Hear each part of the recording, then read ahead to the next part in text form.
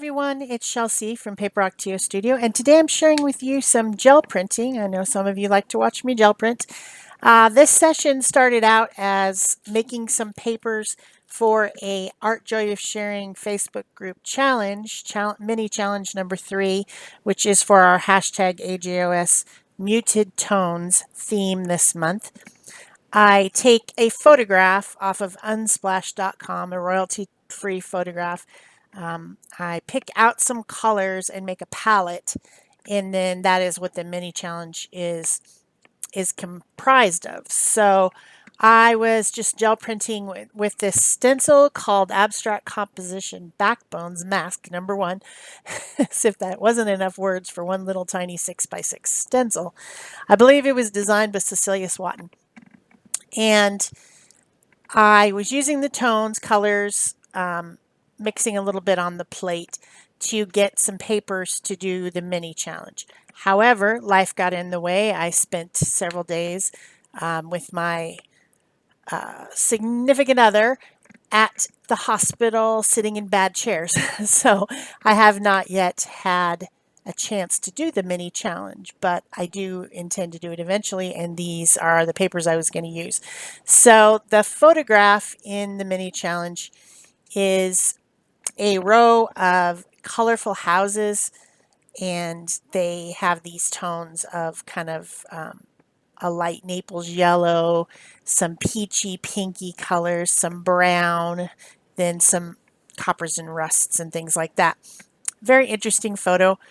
Somebody said they thought it was from Amsterdam. I don't know if that's true or not, but I got, I get the royalty-free photo. I don't have any information other than who took the photo. I don't know where it is, what it is. I just see the image. Those images are intended for inspiring your art, and you can use them without any penalty because they're royalty-free. So unsplash.com is a great place to get inspiration photos. And that's what I did when I made up these little mini challenges. So I am just printing away. I think that this stencil sort of looks like a map of a neighborhood that maybe has maybe a roundabout in it. Obviously, it's just abstract lines, but to me, that's kind of what it looks like. So that's why I picked it, because the inspiration photo has houses.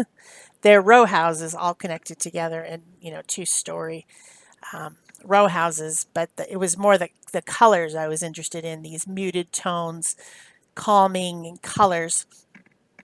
And so I'm doing my usual methods of gel printing. I like to build up multiple layers of paint on the plate and then pick it all up as one print.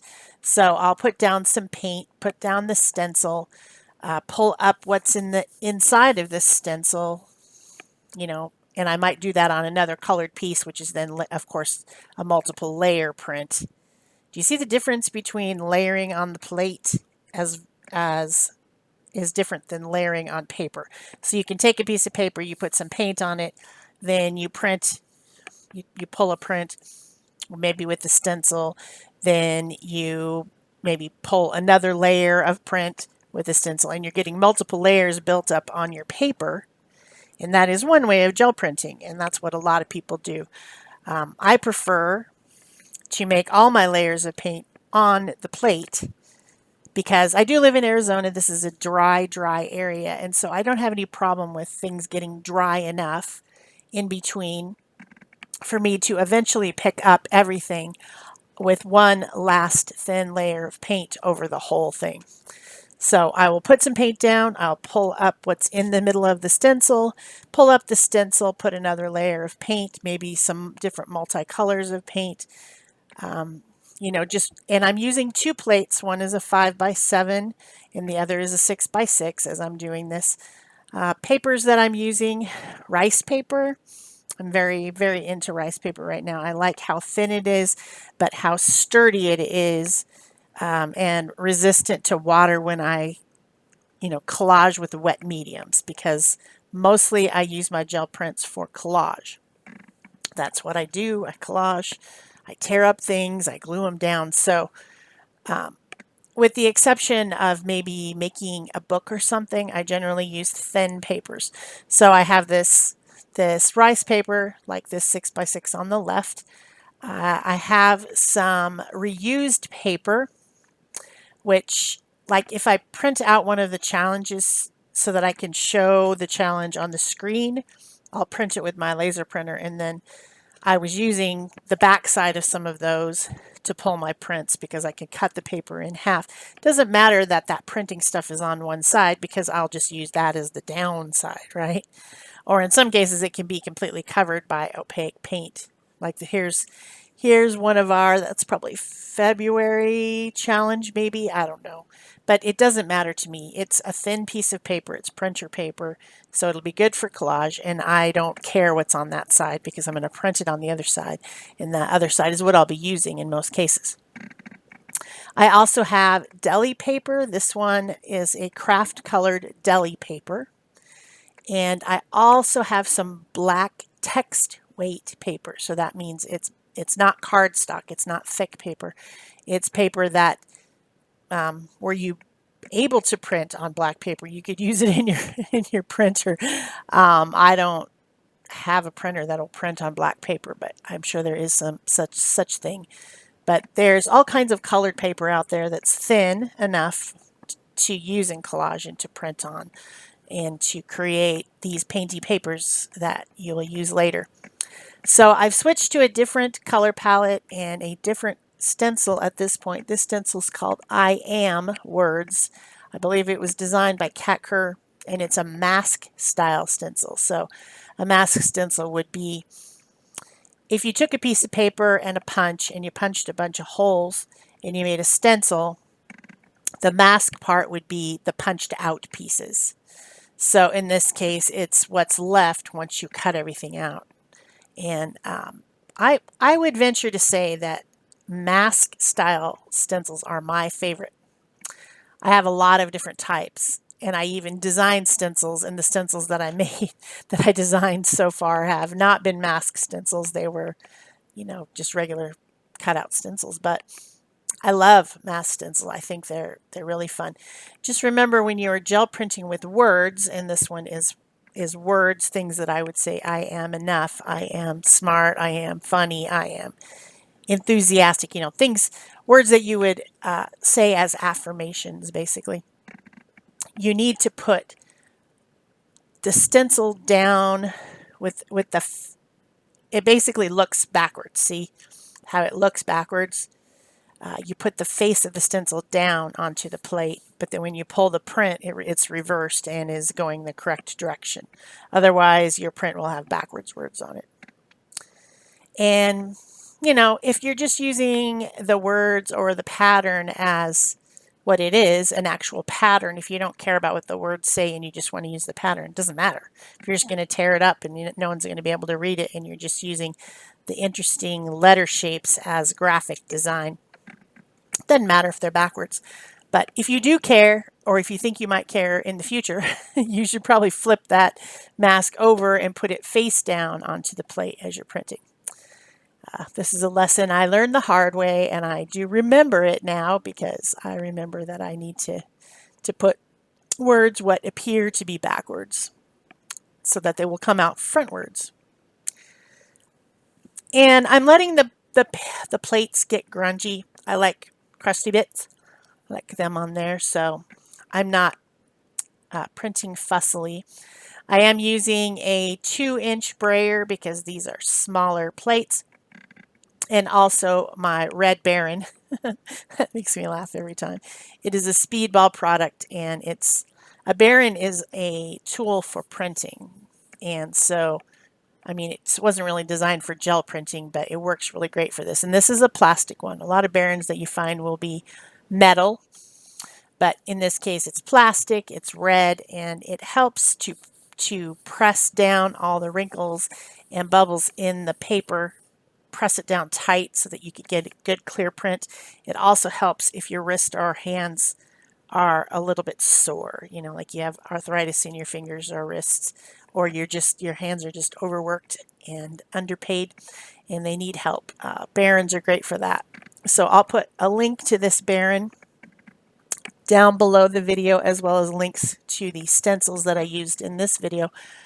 And I guess the rice paper, the text weight paper, the deli paper, whatever, so that you can figure it out. So now I have some new paints. We do have a challenge coming up sometime this year. I'm not sure what month it is, but we'll be talking and using neons, neon colors in our art. And so my friend Peg, who is the co-owner of Art Joy of Sharing live stream channel, Art Joy of Sharing Facebook group, which is our community art group, she sent me these, and they're Dilutions, made by Ranger, Dilutions paints. And instead of coming in those wide mouth pot jars that they came in before, they now come in these little bottles, and I think that's going to be much better. All these neon colors, she sent me like an orange and a pink, and then I'm also using a heavy body Dina Wakley yellow, which isn't neon, but it's a bright color. It goes along with it. They're not opaque. They're very translucent. So if you want to get that neon zing, you kind of have to make sure the paint is pretty thick. But I wanted to, this is the first time I've opened them. You saw me opening the plastics off of them. I want to collect some different neon paints so that and neon watercolors. I did buy some neon watercolors so that when that challenge month comes up, I'll have some things to show and talk about. And this is a good way, gel printing is a good way to try out a new paint that you haven't used before, because you're going to get something great no matter what the paint is, you know, unless it's a really bad paint. You're going to get something great off the gel plate. That's how it is. So I'm also combining, because these colors look really great with the opposite being blue. I'm using a couple different heavy body blue colors, also Dina Wakley. I like having paint in these little tiny squeezy bottles. I think that for this quick and dirty gel printing, when you're, you know, using small plates and just small pieces of paper and scrap papers, the little tubes of paint are a lot of fun. They're usually like 1 ounce or 2 ounce. They're small. They don't go bad really fast. I have a couple of these Dina Wakley ones that are getting thick, but I've had them for several years, so it's cool. So now I have a stencil called Abstract Color Mixing Swatch. And it's basically circles with offset dividers in them. Interesting stencil. You could swatch with it if you wanted to use those shapes for swatching or color mixing. I just think it's an interesting graphic look. And so that's what I used with these neon paints from Diane Reevely Dilutions, which is manufactured by Ranger. And then my fourth stencil that I use in this video is called Flock, and it's also designed by Kat Kerr. It is some moth bird looking things. Now that I look at the stencil, I think they might be Canadian geese from the top, as if they're flying in formation, and they have numbers on them, as if you've been counting them, and I think that's cool. That's a cool graphic. I was getting towards the end of my tolerance here. People were bothering me, asking me questions, needing my attention, and so I didn't go very far with this one, but I think that it could make some really fun prints if I spent a little bit more time with it. I didn't get very many prints off of it. I still do have this one that has some dried paint on the left, finishing up that last session of the Abstract Color Mixing Swatch stencil. Not really sure why this is not in with the others, but anyway, this is the order that it happened, so I can't complain.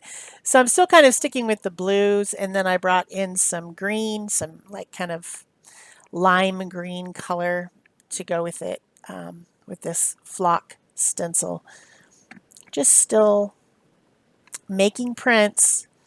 I know you guys, if you're following me on Instagram or Facebook, have already seen these prints because these were, I don't know, last week's numbers, maybe like 37, 38, 39, 36, I don't know, somewhere around there. And this was the last chance I had to make anything with stencils, so I haven't posted anymore. These are the last ones I posted. So I know you've seen them, but this is the process in making them, and perhaps you're interested in watching me gel print and how I do it in my style. I love that grunginess. See how grungy that is? It had a lot of crusty bits on it, and there's a light colored crusty bit situation. I really like the way that looks. Just kind of messy and stuff on there that you weren't intending to have, but that you love once you've pulled it. Just love that. So I hope you guys have been playing with stencils this month, with StencilGirl stencils or whatever ones you have. You know, there's a lot of challenges out there. There's a daily gel printing challenge going on all month of March. Of course, the month's winding down now, but they had prompts over on Instagram every day in March. I didn't really get a chance to participate in that this year, but it would have been fun. I think also there was a flowers challenge all month. And then, of course, we've been doing our muted tones, which is all about color mixing and how to change your palette, change the tone of your palette to something other than just stuff out of the bottle. And even as I'm doing this, like at the beginning, I was mixing opposing colors onto the plate and using the plate as part of the mixing process. Not a whole bunch, because the colors that I picked in that third mini challenge, I had some colors straight out of the bottle, like Naples yellow, and this peachy pink color that I have, which is a Hobby Lobby brand acrylic paint that really was very close match to that peach tone. So mostly I just had to mix things with some titanium buff just to calm them down a little bit and make a tint, which is another option. Tints and tones are certainly options when you're creating your palette. And adding neutrals like titanium buff is a good way to make a muted tint.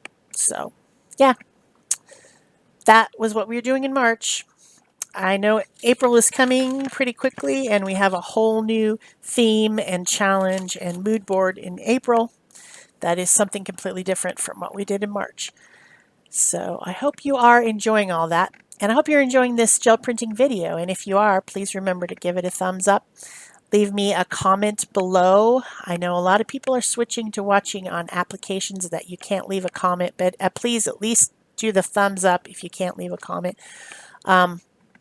And also, you can subscribe to my channel. If you're new here, I have, I don't know, something like 5,000 videos of art content all about paper and mixed media and collage and all that type of stuff. So you can subscribe.